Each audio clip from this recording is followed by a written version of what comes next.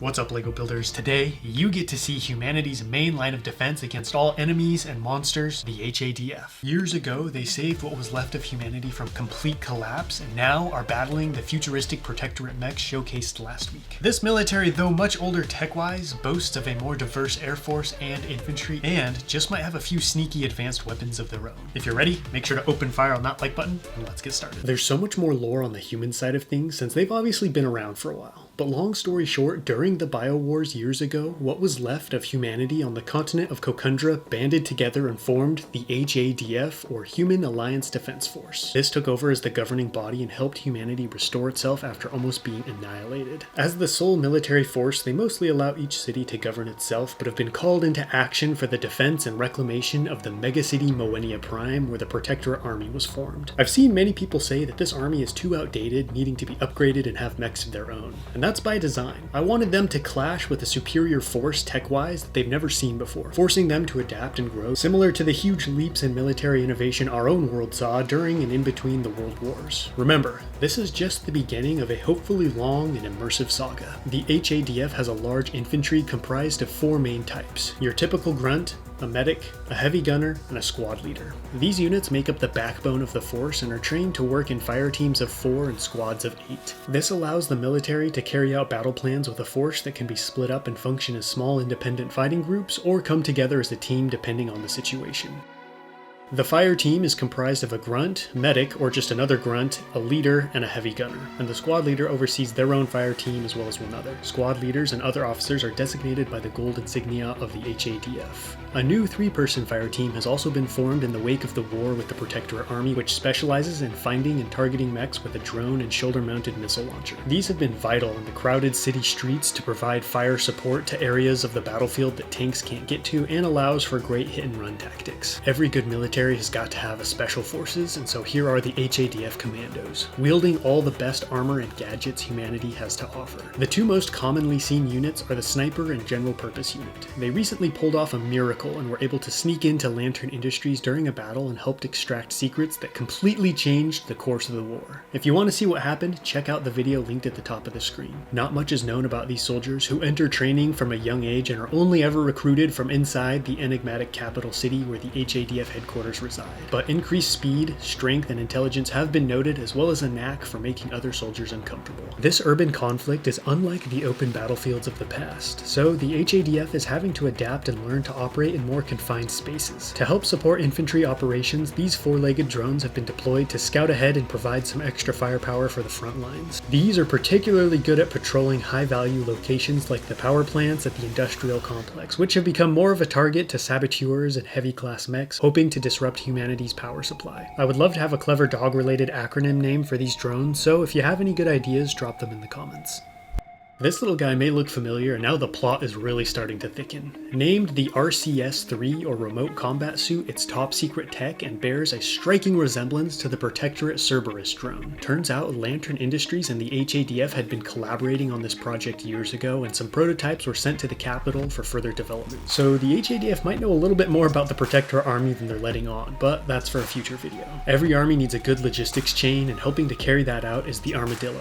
Think Humvee meets Warthog from Halo. This all-purpose truck can do everything from transporting to rescue missions or guard patrols, and has no problem navigating the tight city streets and bridges. It's decently protected, but it would be best not to test the armor against the medium-class mech weapons and above. I'm especially pleased with the suspension system I designed, which allows this to drive over all kinds of obstacles, and I want to give a shout out to MCG Works and his free instructions for a combat assault truck on Rebrickable, which I used as the foundation for this build. Now we get to my favorite builds in the H.A.D.F military, the tanks and armored vehicles. I love tanks more than just about any kind of vehicle, and this was the first time I felt confident enough to design some of my own. First up is the AT-5 Guardian. This and the Cuspis 1 tank were the heroes of the Biowars, and this particular vehicle carries soldiers safely in and out of combat zones via the troop hold inside. It's armed with a series of grenade launchers and remotely operated heavy machine gun.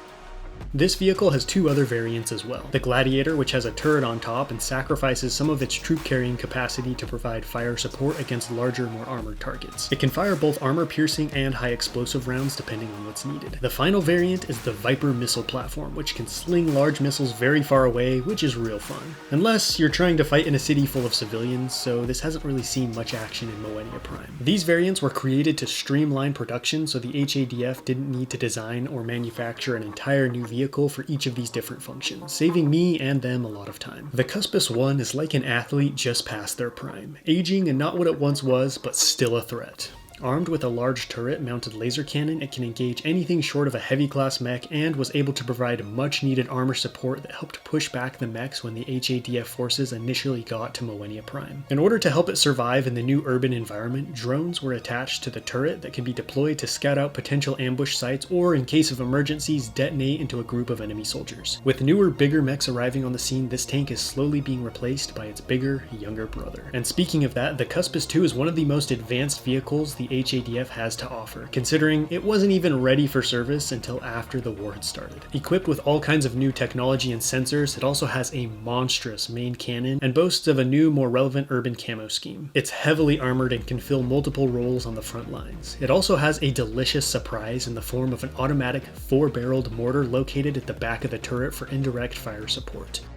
All these bells and whistles come at a cost though. It's got a massive turret in order to hold everything, and so provides quite a large, heavy target, so future versions will hopefully be slimmed down. Even with all this at their disposal, humanity's greatest weapon is their air force. It won them the biowars at the cost of decimating almost 90% of the livable terrain, and has helped keep the mech threat at bay.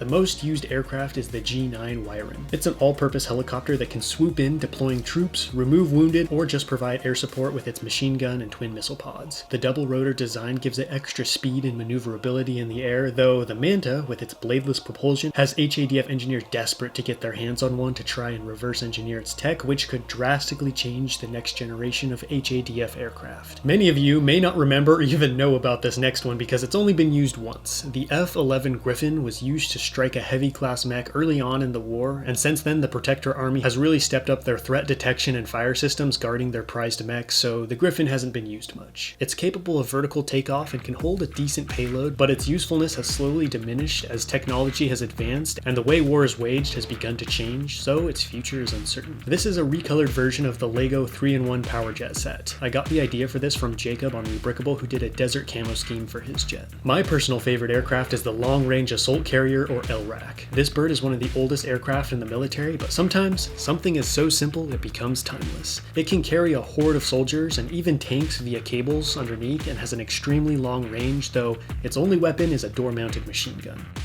These aren't being deployed in Moenia Prime, being too slow and cumbersome, but word has it the aerial division is hard at work designing a new version that will be more versatile. I'm trying to decide if I should add a tail to the back of this ship or leave it the way it is, so let me know in the comments what you think. I guess you could say I saved the best and most dangerous for last. Humanity's answer to just about anything. The Mid-Range Conflict Mitigator, named because of its knack for clearing targets/problems clean off the map. It's a stealth bomber nicknamed the Reaper that dates back to the Biowars and hasn't seen any action since then. But due to the recent battles in Moenia Prime and the new mechs arriving, H.A.D.F. Command has begun planning a bombing run to drop a termite bomb on Lantern Industries, which can punch deep into the ground, hopefully detonating inside the subterranean mech factories. Though recent events might change their plans because a scientist was just rescued and is the first person to emerge from Lantern Industries full of secrets that could change the H.A.D.F.'s plans. There is a heavy bomber as well, but the H.A.D.F. are trying to win back Moenia Prime, not level it to the ground, so those are staying put. It's crazy to think that both my sci-fi armies came to be all because I built these two robot minifigs back in February. And now here we are with an entire world to explore. Just goes to show how powerful momentum can be. I didn't come up with every single one of these vehicles at once. Instead, over time, as I built one thing, another idea came to mind, or I needed a counter to someone's new fighting machines, slowly building up to what we see today. This completes both armies for now, but don't worry, there are new threats heading towards Moenia Prime and multiple hidden factions lurking in the shadows waiting to be revealed. Next week I'm finally going to announce who's been pulling the strings behind the Protectorate state, but until then, don't forget to let me know which build was your favorite in the comments, and happy building!